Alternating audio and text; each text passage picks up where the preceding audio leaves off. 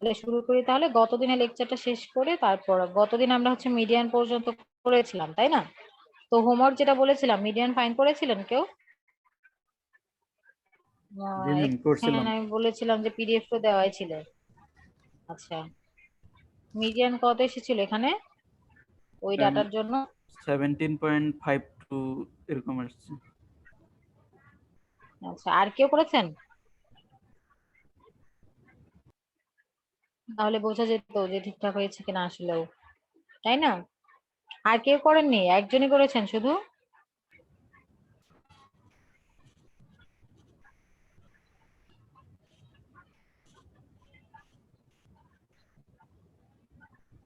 আচ্ছা ঠিক আছে, সমস্যা নেই, কিন্তু ট্রাই করবেন যে সবাই করার, কারণ একজন করেছে তার মানে কি বাকি সবাই করতে পারবে না। খুব কঠিন কিছু না, যতটুকু এখানে করিয়েছি অতটুকু দিয়েই কিন্তু প্রবলেমটা সলভ করা যেত। জাস্ট আমাদের এই টার্ম গুলো জানলেই আমরা ফাইন্ড করতে পারতাম, তাই না? মিডিয়ান জি ম্যাম। মানে ম্যাথমেটিক্স জি এর ম্যাম। থেকে কঠিন কিছু না, বরং অনেক ইজি। এই ফর্মুলাটা বসালেই আমরা পেয়ে যাই আর কি। তো মিডিয়ান তো ফাইন্ড করেছি আমরা। আর একটা বলেছিলাম মোড, মানে হচ্ছে প্রচুরক। তো প্রচুরকের বাংলা ভাষায় যদি আমরা আগে থেকে যেটা জানতাম আর কি, সব থেকে বেশি বার যেটা আছে মানে ফ্রিকোয়েন্সি যেটা বেশি, সেটাকে আমরা বলি হচ্ছে মোড, তাই না? প্রচুরক বলতে কিন্তু তাই বোঝায় যে যেটা সব থেকে বেশি পরিমাণে আছে, বেশি বার আছে। আর বেশি বার থাকা মানেই হচ্ছে যার ফ্রিকোয়েন্সি যত বেশি। এই জন্য বলেছে যে mode is the most frequently occurring value in a set of observation. মানে মোস্ট ফ্রিকুয়েন্টলি অকারিং ভ্যালু মানে বেশিবার আর কি এটা ঘটেছে, এই ঘটনাটা, তাকে আমরা বলছি mode. In other words, mode is the value of a variable which occurs with the highest frequency. তাহলে যে ভ্যালুটা হচ্ছে হাইয়েস্ট ফ্রিকোয়েন্সিতে অকার করছে তাকে আমরা বলছি মোড। যেমন আমরা যদি এই ডাটাগুলো দেখি, তাহলে 2771797, এখানে মোড হচ্ছে 7, কারণ মোড 7 কতবার আছে? 4 বার। 4 বার। তার মানে হচ্ছে এই 7 এর ফ্রিকোয়েন্সি বেশি, তার মানে আমরা এখানে মোড বলবো 7। এটা তো খুব ইজি একটা, কিন্তু যখন আমাদের জন্য ফ্রিকোয়েন্সি ডিস্ট্রিবিউশন আকারে দেওয়া থাকবে তখন কিভাবে ফাইন্ড করব? আমরা বলেছি যে locating mode for grouped data. তো বলেছি that to determine the value of the mode for a grouped frequency distribution, it is necessary to identify the modal class. তো আমরা যেমন আগে মিডিয়ান ক্লাস ফাইন্ড করেছিলাম, এখানে মোডাল ক্লাস ফাইন্ড করতে হবে। আর এখানে modal class is one with the largest frequency.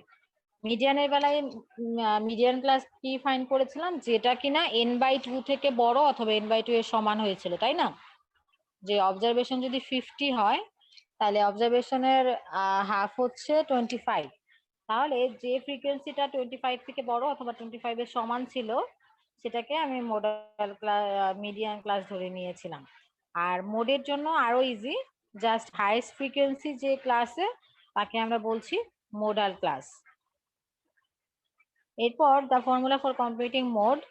তাহলে মোড কম্পিউট করার জন্য আমাদের ফর্মুলা হচ্ছে এটা, এল নট হচ্ছে lower limit of the modal class. তাহলে আগে যেমন এল এম ছিল মিডিয়ানের জন্য, এখানে এল নট এটা হচ্ছে lower limit of the modal class, H হচ্ছে size of the modal class, আর ডেল ওয়ান আর ডেল ওয়ান হচ্ছে differences in the frequencies of modal and pre modal class.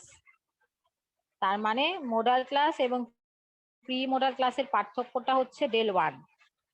আর ডেল টু হচ্ছে difference in the frequencies of the modal and post modal class. মানে modal class এবং পরের modal ক্লাসের ফ্রিকোয়েন্সিটা হচ্ছে ফ্রিকোয়েন্সিস এর ডিফারেন্সটা হচ্ছে আমাদের ডেল টু। তাহলে এই চারটা টার্ম কি বুঝতে পেরেছি আমরা? জি ম্যাম। তাহলে এই আমি কিন্তু ওই ফ্রিকোয়েন্সি ডিস্ট্রিবিউশনের টেবিল থেকে জাস্ট এই ভ্যালুগুলো নিয়ে ফর্মুলায় বসালেই কিন্তু আমি মোড পেয়ে যাচ্ছি। যেমন এখানে একটা এক্সাম্পল যদি আমরা দেখি যে previous age data compute the modal age. তো তাহলে এখানে মোডাল ক্লাস কোনটা হবে? ফ্রিকোয়েন্সি দেখে 15। আমরা ফাইন্ড না, করব। 15 হবে যেহেতু বেশি ফ্রিকোয়েন্সি। হ্যাঁ, কিন্তু ক্লাস কিন্তু এটা আমরা কিন্তু 15 বলবো না, মোডাল ক্লাস মানে হবে এই ক্লাস জি জি জি, 32.5 মোডাল থেকে ক্লাস। 30। 9.5। তাহলে এটা হচ্ছে আমাদের মোডাল ক্লাস। তাহলে এল নট কত হবে তাহলে? 34.5 lower limit of the modal class. তাহলে 34.5, এইচ হচ্ছে 5, আর ডেল 1 কত হবে 9 তাহলে? থেকে ডেল 1 আমরা 15 বলেছি পিক্সেল ফিক্স হবে 9 থেকে 15 না, 15 থেকে 15 থেকে 9 9। মানে দুইটার ডিফারেন্স হ্যাঁ, 15 থেকে 9 বাদ দিলে যেটা থাকবে সেটা হচ্ছে ডেল 1, আর ডেল 2 হচ্ছে 15 থেকে 15 থেকে 12 12 বাদ দিলে যেটা থাকবে। তাহলে এটা হচ্ছে 3। তাহলে আমি জাস্ট ফর্মুলায় এই মানগুলো বসিয়ে দিলেই কিন্তু মোড পেয়ে যাচ্ছি, জি ম্যাম যে from the formula we get L naught H del 1 by del 1 plus del 2। Just ফর্মুলায় বসানোর পরেই আমি কিন্তু মোড পেয়ে গেলাম, তাই না? তাহলে মিডিয়ান থেকে মোড আরো ইজি, মোড ফাইন্ড করাটা আরো ইজি। তো এগুলো কিন্তু আপনাদের স্মৃতিতে থাকবে। জি ম্যাম, তাহলে তো সময় ওকে, মানে টাইমটা একটু সেভাবে দিবেন। আমরা একটা স্মৃতি ম্যাথ নিয়ে দিয়ে তো টেস্ট কবে? মিন মিডিয়াম এবং মোড তিনটাই ও করা আচ্ছা আচ্ছা, তাহলে হ্যাঁ, বা দেখে হ্যাঁ আর খুব কিন্তু টাইমও লাগে না একটা ম্যাথ করতে। এই ম্যাথ করতে কয় মিনিট লাগবে? সর্বোচ্চ 3-4 টেবিল মিনিট তো টেবিল তো দেওয়াই থাকবে, তাই না? জি ম্যাম। তো আশা করি এটা করতে টাইম লাগবে না। তো গত দিনের লেকচার তো এতটুকুই ছিল। আজকে লেকচারটাও আমি সিআরকে দিয়ে দিয়েছি। আজকে লেকচারে হচ্ছে একটা নতুন টার্ম শুরু করেছিলাম। ম্যাম একটা কথা ছিল, হ্যাঁ বলেন। আপনি যে ওই পিডিএফ যেটা করেন এটা হচ্ছে মনে হয় ওই আপনার ক্যাম স্ক্যানার অ্যাপস দিয়ে করলে মানে হচ্ছে আমরা ক্লিয়ার মানে ভালো লেখাগুলো স্পষ্ট হয়, জুম করলে ফাটে না, কিন্তু এটা এখানে আমরা হচ্ছে মানে ঝাপসা মতো দেখি আর মানে অতটা ক্লিয়ার না এরকম, বুঝতে পারছেন? মানে যদি সম্ভব হয় তাহলে। আচ্ছা, আমি চেষ্টা করব। আমি হচ্ছে এটাতে করি, কারণ এটাতে করলে জি ম্যাম। পরে সাইজটা কমানো যায় আর কি। ক্যাম স্ক্যানারে না, করলে সাইজ ওইটা অনেক হচ্ছে বড় হয়। না ম্যাম বেশি ওইটাতে হবে খুব না বেশি হয় না ম্যাম, ওই কিউব অনেকগুলো সাইজের করলে মধ্যে 1 মেগাবাইট 2 মেগাবাইট এরকম সর্বোচ্চ মানে। 2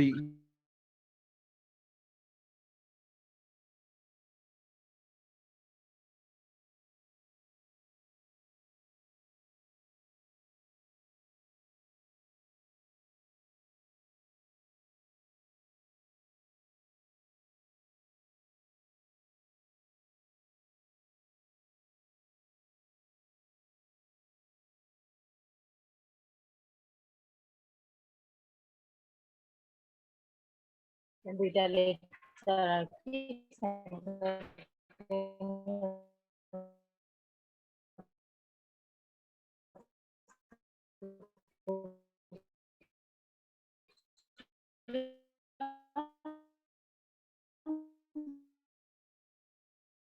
তো এখানে যেটা করেছি, statistical averages reveal how the observations are spread out or scattered on each side of the center।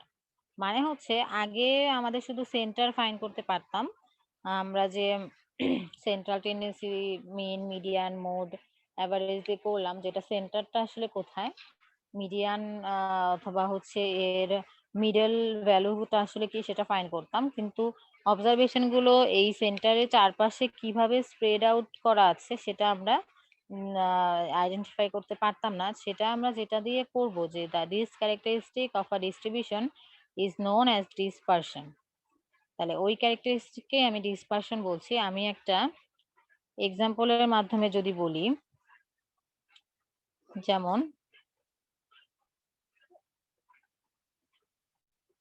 এখানে যদি আমি বলি যে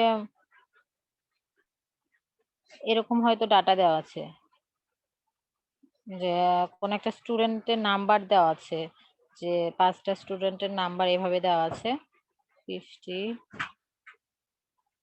52, 70। তাহলে 100 এর মধ্যে 4টা স্টুডেন্টের নাম্বারই আমি বললাম যে এত মার্কস পেয়েছে। তাহলে কিন্তু একজন 70ও পেতে পারে, 30ও পেতে পারে, তাই না? আবার এমন হতে পারে যে 4জন এরকম পেয়েছে।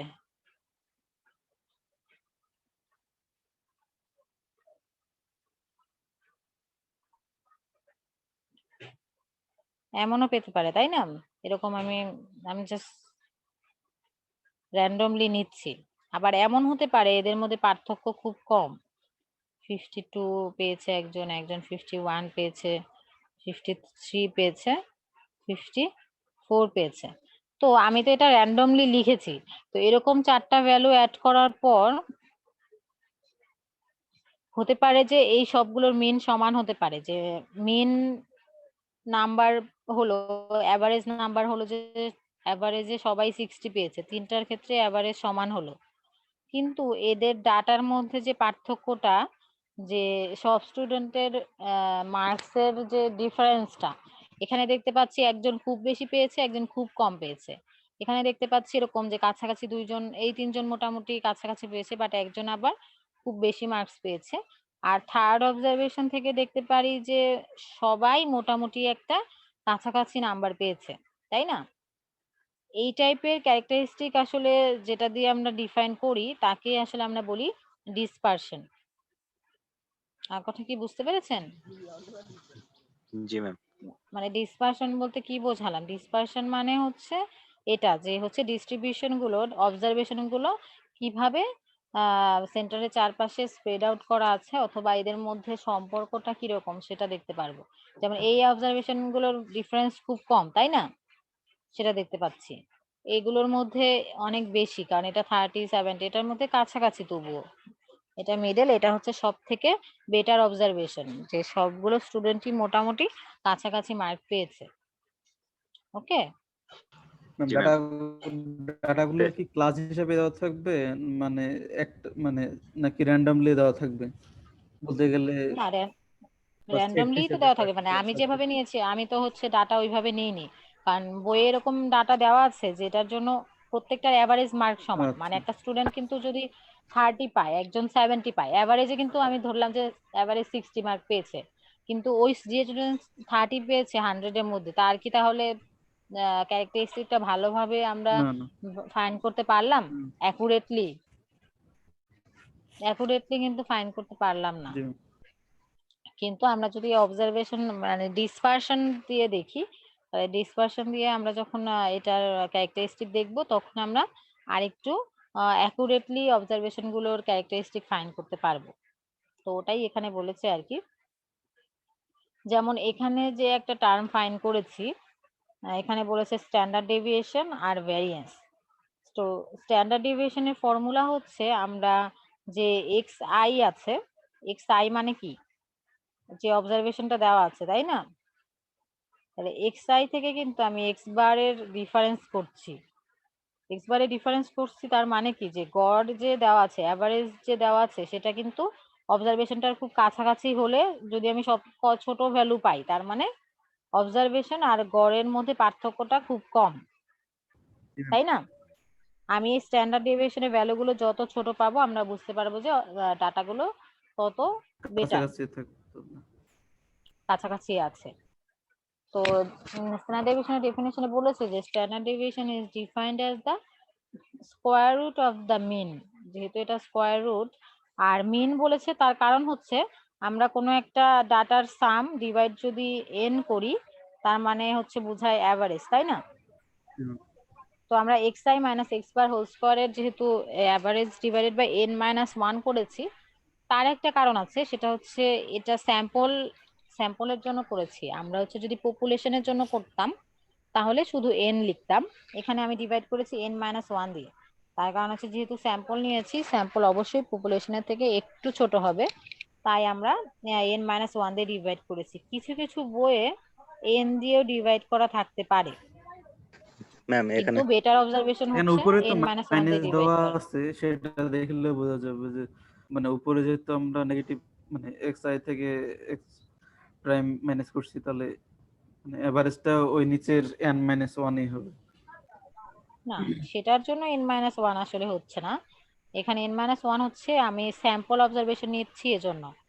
মানে এটা তো আমি এভারেজ, এটার ডিফারেন্স নিচ্ছি যে অবজারভেশন গুলো আসলে কত কাছাকাছি এদের মধ্যে, সম্পর্কটা কিরকম সেটা বোঝার জন্য। এখানে কিছু কিছু বইতে দেখবেন এনও দেওয়া থাকতে পারে, কারণ আপনার যদি অবজারভেশন 100টা হয় অথবা 1000 হয়, যত বেশি হবে 1000 দিয়ে ডিভাইড করা আর হচ্ছে 999 দিয়ে ডিভাইড করা কাছাকাছি, তাই না? জি ম্যাম। জি খুব বেশি পার্থক্য হয় না আর কি। না এখানে সেজন্যই একটা কিছু কোশ্চেন ছিল। হ্যাঁ বলেন। এখানে হচ্ছে যে এক্সআই তো হচ্ছে অবজারভেশন, তো অবজারভেশন তো এখানে সাপোজ মনে করেন যে 4টা, ওই যে যেটা এক্সাম্পল দিলেন 4টা দেওয়া আছে, তাহলে এক্সআই কোনটা ধরবো? xi প্রত্যেকটা আলাদা আলাদা, summation of xi minus xi square, মানে অবজারভেশন যদি 52 53 জি জি 54 জি হয় আর ইয়ে যদি 60 হয় মোড, প্রত্যেকবার এদের স্কয়ার প্লাস আবার অবজারভেশন 53 53 মাইনাস 60 স্কয়ার, স্কয়ারের যোগফল, প্রত্যেকটা অবজারভেশন ও মাইনাস আচ্ছা মিন, আচ্ছা, ওই প্রত্যেকটা এখানে অবজারভেশন সামেশন দেওয়া মাইনাস আছে। মিন। হ্যাঁ হ্যাঁ। হ্যাঁ সামেশন প্রত্যেকটা একসাথে। তো এভাবে করতে গেলে একটু মনে হয় কঠিন হয়ে যায়। অনেকগুলো আরো একটা ফর্মুলা আছে, মানে বারবার মাইনাস করতে হবে। যদি হচ্ছে 10টা অবজারভেশন থাকে তাহলে প্রতিবার আমাকে এভাবে করতে হবে যে 52 মাইনাস 60, 53 মাইনাস 60 হোল স্কয়ার, তাই না? তো আরো একটা ফর্মুলা আছে, চাইলে ওটা ইউজ করেও আমরা করতে পারি। তো স্ট্যান্ডার্ড ডেভিয়েশনের ফর্মুলা হচ্ছে এটা। আর ভ্যারিয়েন্স হচ্ছে এই সেম স্ট্যান্ডার্ড ডেভিয়েশনকে জাস্ট স্কয়ার করলে আমি ভ্যারিয়েন্স পাই। এস হচ্ছে স্ট্যান্ডার্ড ডেভিয়েশন, ভ্যারিয়েন্স বলেছে যে variance is the square of the standard deviation. Just এটাকে স্কয়ার করলে তাহলে কি স্কয়ার রুট উঠে যাবে, তাই না? শুধু summation of xi minus x bar whole square divided by n minus 1। তাহলে আমাদের কোনো একটা ফ্রিকোয়েন্সি টেবিল দিয়ে যদি স্ট্যান্ডার্ড ডেভিয়েশন এবং ভ্যারিয়েন্স ফাইন্ড করতে পারে, ফাইন্ড করতে বলে, তাহলে আমরা ফাইন্ড করতে পারবো। এখানে আমি সরাসরি পরে বই থেকেই তুলে দিয়েছি, কারণ হচ্ছে একটু একটু লিখে আসলে স্ট্যাট বোঝানো যায় না, আর টেবিলটাও আসলে দিতে হয়। তো এখানে যেমন 10টা ডাটা দেওয়া আছে যে compute the variance and standard deviation from the data on weight of 10 children in example 4.1। তো এখানে ডাটাগুলো কি দেওয়া আছে, 20, 13, 17, এই 10টা ডাটা দেওয়া আছে, 16 এবং 15। তাহলে এগুলোর আমরা মিন ফাইন্ড করতে পারবো, তাই না? সরাসরি জি ম্যাম। সবগুলোকে 160 কে 10 দিয়ে ভাগ Okay, করলে মিন পাবো, তার মানে হচ্ছে 16 পাবো 16 মিন পাবো। এরপর xi মাইনাস x বার করতে পারবো আমরা, তাই না? xi মাইনাস ম্যাম x বার জি করলে ম্যাম। আমাকে প্রতিবার বিয়োগ করতে 16 হবে। দিয়ে দেখব, মানে ওই হ্যাঁ 20 মাইনাস 16, 13 মাইনাস 16, এর জন্য কিন্তু এই যে মাইনাস 3 এসেছে। 17 মাইনাস 16 করলে 1, আবার 13 মাইনাস 16 করলে মাইনাস 2, 18 মাইনাস 16 করলে 2, 14 মাইনাস 16 করলে মাইনাস 2। প্রত্যেকটা xi minus x bar find করেছি। এরপর xi মাইনাস x বারের স্কোয়ার করেছি, যেহেতু ফর্মুলায় আমাদের কি আছে xi minus x bar whole square, জি তাহলে এটাকে জাস্ট স্কোয়ার করেছি প্রত্যেকটাকে। এখানে আরেকটা এক্সট্রা একটা টার্ম করেছি, এটা হচ্ছে পরে একটা সূত্র ফাইন, মানে ফর্মুলা আরো নতুন ভাবে একটু ডিরাইভ করে করা আছে। তো এটা আমি পরে দেখাচ্ছি। এগুলো দিয়েই শুধু ম্যাথ করতে পারবো, তাই না? আর যে ফর্মুলায় কি ছিল, summation of xi minus x bar whole square, তার মানে যে এগুলোকে সাম করলে যেটা পাবো সেই কলামটা লিখবো। তাহলে এই কলামকে সাম করলে কত পেয়েছি, 46 46। কোথায়? এখানে তো 101 আছে, 105। তাহলে 46 ডিভাইডেড বাই যেহেতু না n মাইনাস 1, তার মানে হচ্ছে 10 মাইনাস 1 হচ্ছে 9। তাহলে আমি 5.11 কেজি পেলাম এটার ভ্যারিয়েন্স। ম্যাডাম এক্স বারটা কোথায়? এক্স বারটা এভারেজ। এক্স বার এখানে ফাইন্ড করা নেই, কিন্তু এক্স বার সমান কত হবে, জাস্ট 160 বাই 10, তাই না? আচ্ছা আচ্ছা। টোটাল এক্স হচ্ছে 160, এটাকে 10 দিয়ে ডিভাইড করলে এক্স বার পাবো। এখানে বলা আছে এই যে দ্য ফলোইং অবজারভেশন আর এত, the mean of the set is 16। যেহেতু আমরা আগে ফাইন্ড করা শিখেছি তাই কিন্তু আর মিন ফাইন্ড করা আর দেখায়নি, সরাসরি লিখেছে আর কি। তাহলে তো প্রতিটা ইন্ডিভিজুয়াল ফ্রিকোয়েন্সি থেকে এক্স বারটা বিয়োগ করলে যা থাকবে হ্যাঁ যা একই থাকবে। থাকবে তাই। আমি 20 থেকে 16 বাদ দিয়েছি, 13 থেকে 16 বিয়োগ করেছি, 17 থেকে 16 বিয়োগ করেছি, সেখান থেকেই আসলে এই ভ্যালুগুলো পেয়েছি। এখান থেকে 16 বাদ দিলে 4 হয়, -3 হয়, এগুলোই লিখেছি। আর আমরা বলেছিলাম যে ভ্যারিয়েন্স হচ্ছে স্কোয়ার, আর স্কোয়ার রুট নিলে আমরা পাই হচ্ছে স্ট্যান্ডার্ড ডেভিয়েশন। আমরা যদি অপোজিটলি বলি, তাই না? আমরা স্ট্যান্ডার্ড